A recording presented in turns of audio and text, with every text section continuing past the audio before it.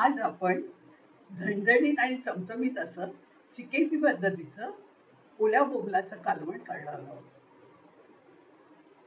आता त्यासाठी मी हे 10 बोंबील घेतलेले आहेत, त्याचे 2-2 तुकडे केलेले आहेत.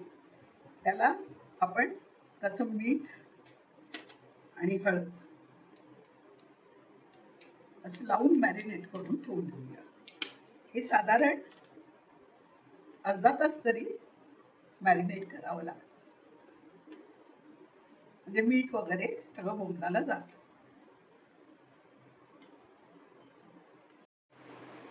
आता कालवणासाठी लागणारा मसाला: खोबरं 1 मूठ, चिंच 1 मोठा चमचा, आलं लसूण पेस्ट 1 मोठा चमचा, थोडासा हिंग घेतलेला आहे आणि मीठ अर्धा चमचा, कारण बोंबलाला आपण ऑलरेडी मीठ लावलेलं होतं. आणि 1 मिरची घेतलेली आहे खोबरं वाटायला. तुम्हाला ज्याप्रमाणे तिखट आवडत असेल त्याप्रमाणे घ्या. आता हे आपण सगळं त्याच्यात घालून घेऊया.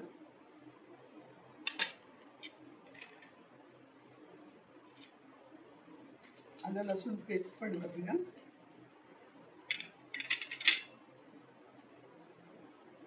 कोथिंबीर पण घालून घ्यायची, चिंच पण घालून घ्यायची,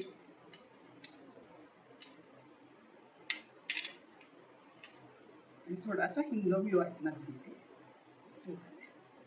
आणि ह्याच्यात गरम पाणी घालून वाटायचं. म्हणजे काय होतं, गरम पाण्यामुळे पेस्ट एकदम बारीक होते, वाटण बारीक होतं. आता हे आपण वाटून घेऊया. आता मी हे पॅन तापत ठेवलेलं आहे, त्याच्यात 2 मोठे चमचे तेल घालून घेतलेलं आहे.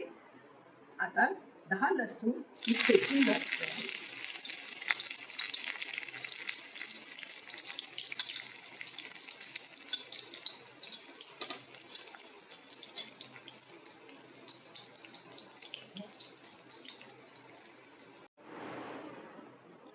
आता आपण जे वाटून घेतलेली चटणी होती, मसाला होता, तो एकदम लोण्यासारखा मऊ झाला आहे, कारण मी गरम पाणी घातलं. नेहमी गरम पाणी घालावं आणि तो सगळा असा बोंबलाला लावून घ्यावा.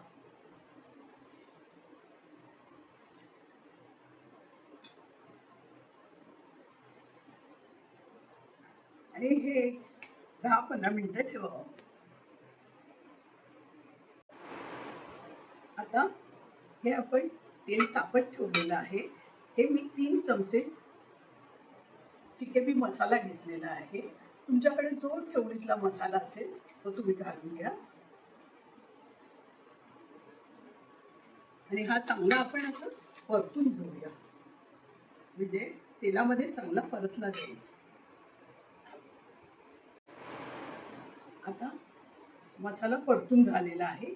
आपण हे बोंबलाचं मिश्रण त्याच्यात घालून घेऊया.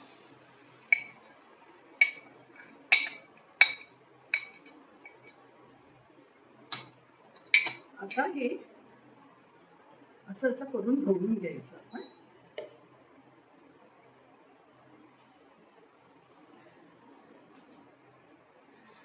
हे मिश्रण असं ढवळून घ्यायचं, हे सगळीकडे लागलं जातं.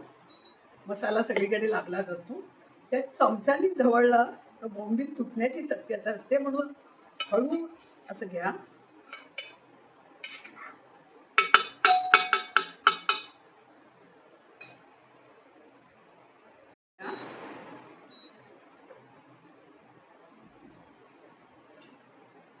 आणि नंतर हे जे पाणी आहे मसाल्याचं ते आपण घालून घ्यायचं.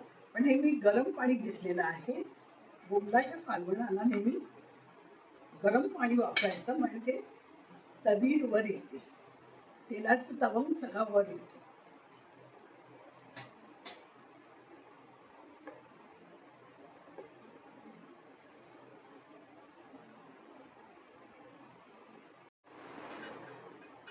आता या कालवणाला उकळी यायला सुरुवात झालेली आहे.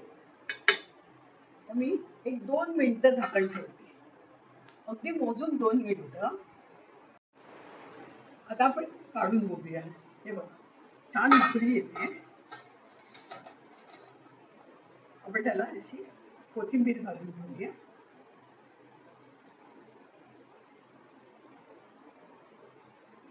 आणि ओलं खोबरं नसेल तर सुकं खोबरं घातलं तरी चालतं. आणि कोणी नारळाच्या दुधामध्ये सुद्धा हे करतात, तसं पण चालतं. हे बघा, हे आता आपले कालवण तयार झालेलं आहे. आपण बंद करून घेऊया.